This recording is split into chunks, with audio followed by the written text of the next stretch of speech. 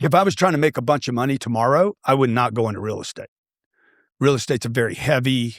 I'm more likely to go sell waters at a concert where I could get $12 for the water because people are thirsty. The location changes how much I'm willing to pay for that coffee or that water, right? The real estate would not be what I would go into tomorrow if I was trying to make a bunch of money. What would you go into? Well, I would definitely think about AI. If I was 25 years old and didn't hated school, or 20 years old or 18, I would become an AI consultant. If you'd asked me this the last time I was here, I wouldn't even know about it. I would become an AI consultant. I would have 10 clients, each pay me $8,000 to go in and push all their AI, all their programs. I'd probably bring three AI platforms into the company, figure out 3 or 4 different projects they want me to handle. I wouldn't be on their healthcare, wouldn't be on their payroll. They'd pay me an $8,000 consulting fee. I'd make $1 million in year one, $83,000 a month. 10 people, $8,300 each. Let's break this down to actionable things. So if you were watching this right now, let's just say they're a 25-year-old guy, not up to a whole lot, and they want to make the crazy amount of money you $83,000 a month. Yeah. So about $1 million a year. Yeah. What is the first thing that they do? Like you got to become an expert at AI. Okay. So how would you become an expert in AI? Well, rather than sitting in your little room and watching my Instagram and me tell you you're not making enough money, you need to become an AI expert. You need to throw yourself down into cloud, into chat, into which nobody even talks about. Yeah. 5 months ago, that's all you talked about. Whatever. Pick a platform. And you need to become an expert. You need to learn how to ask questions better than anybody else can ask questions on the verticals that you're going to go in. If I was chiropractic, I would learn how to ask those questions, have that already set up, dentistry, et cetera. And then I would start calling on those companies saying, I've built these AI platforms. I am an expert in this. The guy you're calling on will not know whether you're an expert or not. That'll be determined by how good work you do for him in month 1, whether you get paid in month 2. But this is a brand new open space. The other thing you could do is the social media. So people are still terrible at social media. All these people I'm talking about, all these verticals I'm talking about are horrible.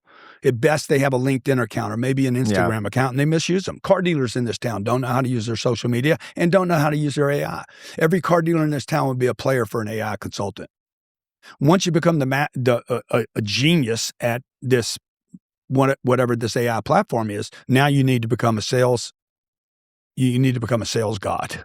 You need to, because these are knocking on doors. These aren't, I'm going to send an email out and the dentist is going to answer me and say, please come in and pitch me.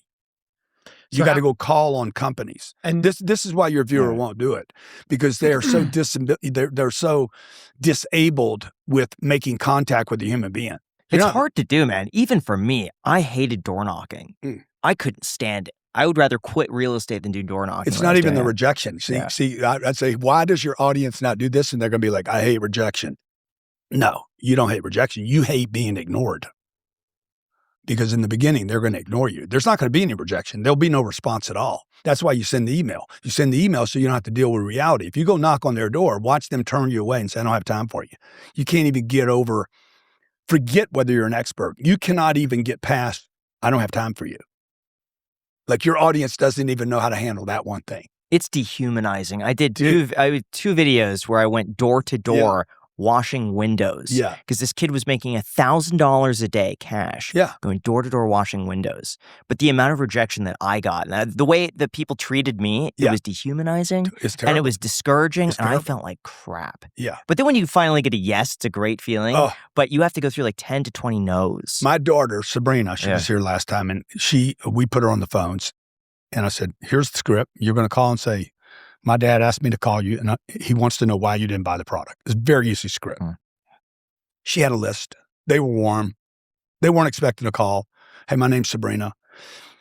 She's like, oh my God, what am I? I said, don't worry about what you're going to say. Worry about what's going to happen to you when they don't pick up. Okay. She's like, what do you mean? I said, you'll know. Just let me know when you know. Okay. So she started making phone calls. No answer, no answer, no answer, no answer, no answer. Won't pick up, won't call back. She went through like 19 of those. She was devastated. She had never been, at her age, I think she was 13 at the time, never been ignored by that many people. She was used to walking up saying hi to people and everybody gives her attention.